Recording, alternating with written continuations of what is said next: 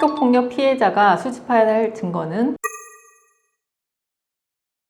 법무법인 권율 학교폭력연구소의 조경미 변호사입니다. 오늘의 주제는 본인 또는 자녀가 학교폭력의 피해자일 경우 수집해야 할 증거에 대해서 알아보도록 하겠습니다. 학폭 피해 학생이 수집해야 할 증거는 피해 상황이나 현장을 촬영한 사진, 동영상, CCTV 또는 녹음이 되어 있는 객관적인 자료를 확보하셔야 합니다. 폭력 사실과 피해 정도를 증명하기 위해서 병원의 진료 기록이나 진단서 등을 받아 놓으셔야 합니다. 이때 병원 진료는 외과적인 것뿐만이 아니라 정신적인 피해에 대한 치료를 받은 것도 필요합니다. 가급적 피해 직후부터 이러한 진료 기록들을 확보하시는 것이 중요합니다. 목격자 진술도 중요한데요. 이때 진술서를 받아 놓거나 혹시 목격자의 진술을 받지 못할 경우에는 대화 내용을 녹음하는 것도 좋습니다. 만일 피해 학생이 장기간 학교폭력의 피해를 당했다면 학교폭력 피해를 기록한 일기장 또는 수첩을 확보하시는 것이 중요하겠습니다. 왜냐하면 경우에 따라 이런 일기장이나 수첩이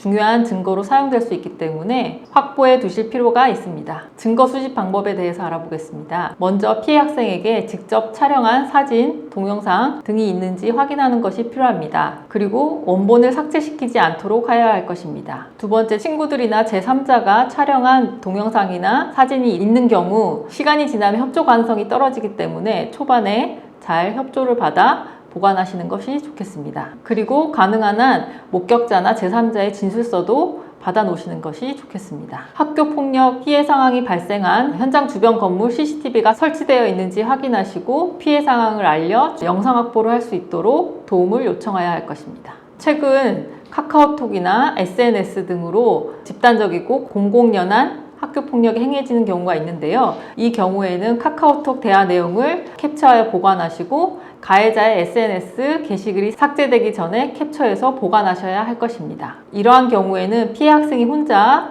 수집하기에는 어려움이 있으므로 반드시 보호자가 자녀와 함께 수집하는 것이 필요합니다. 앞서 말씀드린 결정적인 증거가 없을 경우에는 가해 학생에 대한 조치 없음의 결정이 나올 수 있습니다. 이때 학교폭력이나 피해를 입증할 수 있는 증거를 확보하여 제출하는 것이 중요합니다. 가해 학생과 피해 학생이 학교폭력이 있었는지 없었는지에 대해 다툴 경우 혹은 아예 서로가 학교폭력의 피해자라고 다투는 경우가 있습니다. 이럴 경우 결론이 뒤바뀔 가능성이 있습니다. 따라서 이때는 더 많은 증거 그리고 정확한 증거의 제출이 필요합니다. 여러 증거들 중에 가치를 평가하자면 목격자나 제3자의 진술 같은 주관적인 증거보다는 동영상, 사진, CCTV, 녹음 등등의 객관적인 증거가 더 중요합니다. 따라서 증거를 수집할 때는 더 객관적인 증거를 많이 수집하도록 노력해야 할 것입니다. 증거가 부족하다면 어떻게 해야 할까요? 당장 학교폭력을 입증할 수 있는 증거가 명확하지 않거나 부족할 경우 포기하지 마시고 그때부터라도 최대한 증거를 많이 수집하셔야 할 것입니다.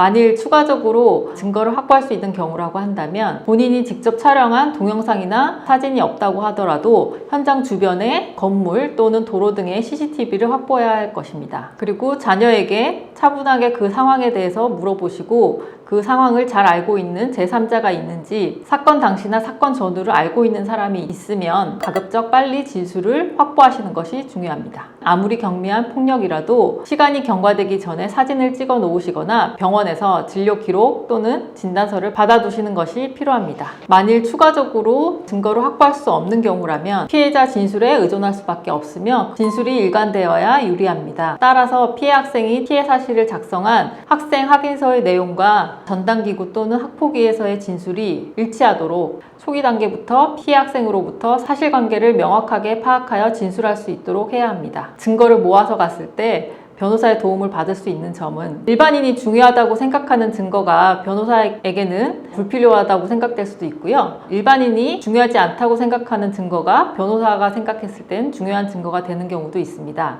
예를 들어 사건 이후에 가해 학생과 피해 학생이 주고받은 카톡이나 문자 등이 있을 때 가해 학생이 인정하는 내용의 문자나 카톡 내용이 있어야 되는데 피해 학생인 우리 아이가 일방적으로 말한 내용만 있을 경우 이때는 우리 쪽의 주장만 있는 것에 불과합니다. 따라서 이때에는 결정적인 증거가 아닐 수도 있습니다. 반면에 해당 사건의 당시는 아니더라도 그 이전에 주고받았던 카톡이나 문자 등이 있을 수 있습니다.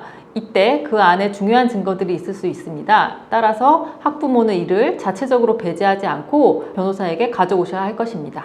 이때 어떤 증거를 수집해야 되는지 막막하고 어려우실 수 있습니다. 우선 변호사의 상담을 받아보셔서 어떠한 증거를 어떻게 수집해야 되는지 도움을 받아보시기 바랍니다. CCTV 같은 경우에는 보존 기간도 짧고 개인이 확보하기 어려운 경우가 많습니다. 따라서 이때에는 빠른 시일 내에 정보 공개 청구나 증거 보전 절차를 통해 확보할 수 있도록 변호사의 도움을 받는 것이 좋습니다. 학폭위가 개최되는 경우 피해 학생과 그 보호자도 사전에 의견서를 제출할 수 있고 학폭위 심의 당일에도 출석하여 의견서 작성과 진술 준비에 변호사의 도움을 받는 것이 필요합니다.